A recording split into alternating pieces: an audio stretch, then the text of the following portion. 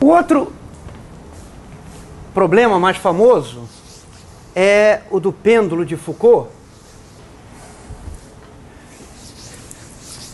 que eu vou discutir usando um argumento que evita praticamente fazer qualquer cálculo para determinar o que acontece com o pêndulo de Foucault. Bom, um pêndulo de Foucault, o chamado pêndulo de Foucault,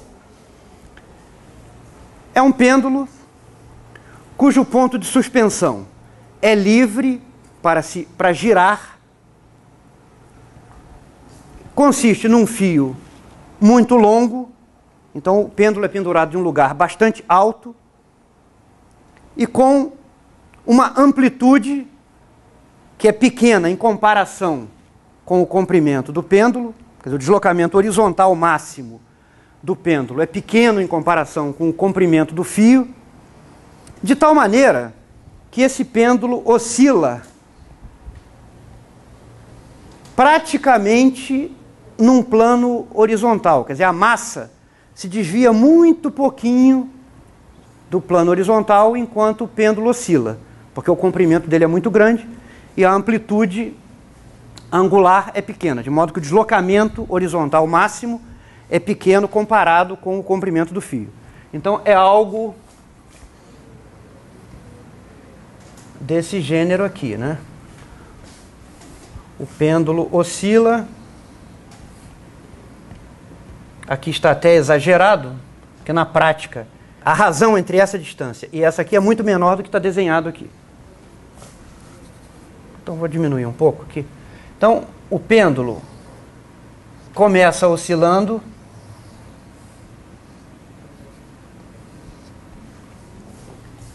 num certo plano. Isso aqui é o eixo Z. Os outros eixos estão aqui. Então a velocidade dessa massa M é praticamente horizontal durante o tempo todo de oscilação do pêndulo, tá bom? A componente vertical adquirida é muito pequena, porque o fio é muito comprido e a amplitude angular de oscilação é pequena.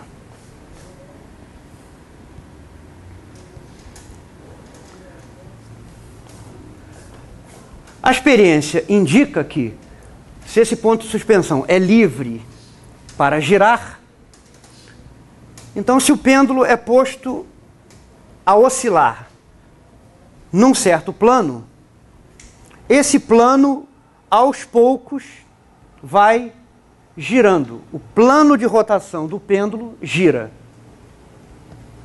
O problema, então, é determinar quantitativamente a taxa de rotação do plano do pêndulo. Agora, por que o plano do pêndulo gira?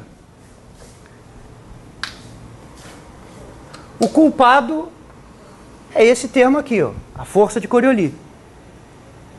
Porque observe, a força de Coriolis é perpendicular à velocidade, porque é o produto vetorial de V por ômega. Tá bom? Então imagine o pêndulo oscilando, num certo instante ele está oscilando da esquerda para a direita. Então a velocidade é para a direita.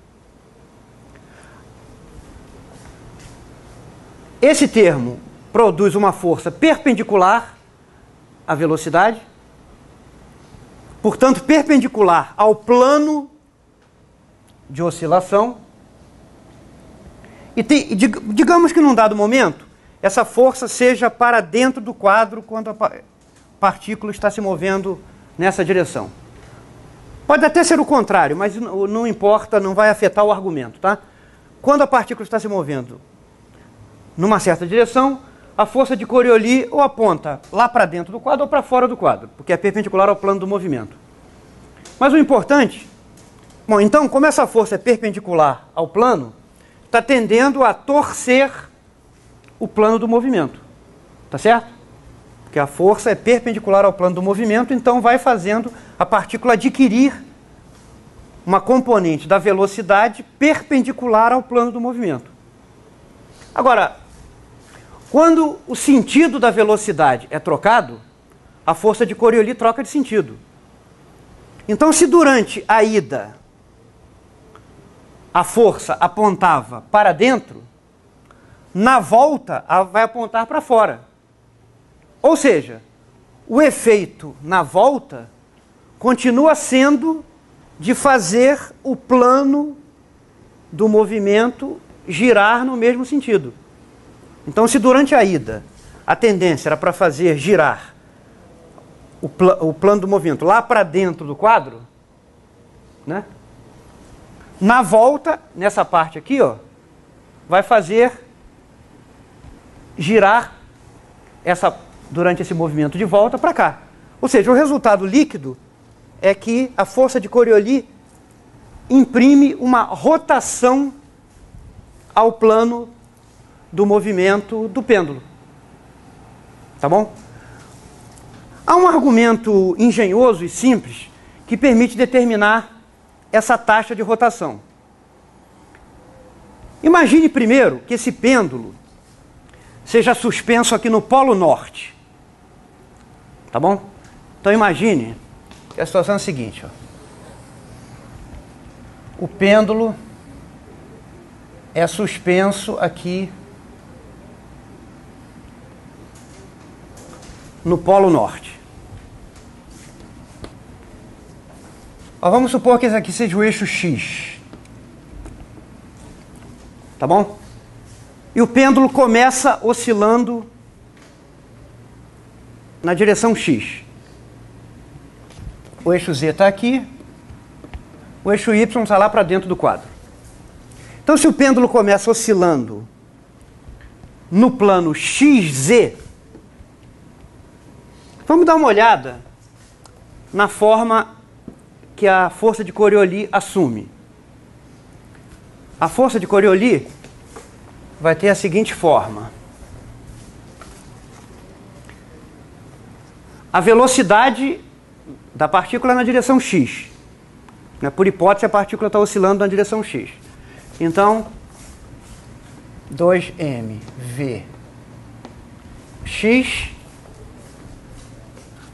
No polo norte, o vetor ômega é ômega z chapéu.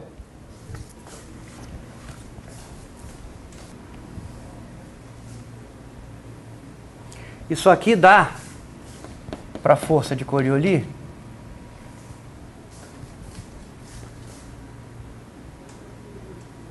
x vezes z é menos y. Então isso vai dar menos 2mv ômega y. Tá bom? Então, esta força, lembre-se de que o eixo Y está lá para dentro do quadro. Portanto, essa força é uma força para fora do quadro. Tá? Então, quando a partícula estiver indo para a direita, a força de Coriolis estará produzindo uma rotação do plano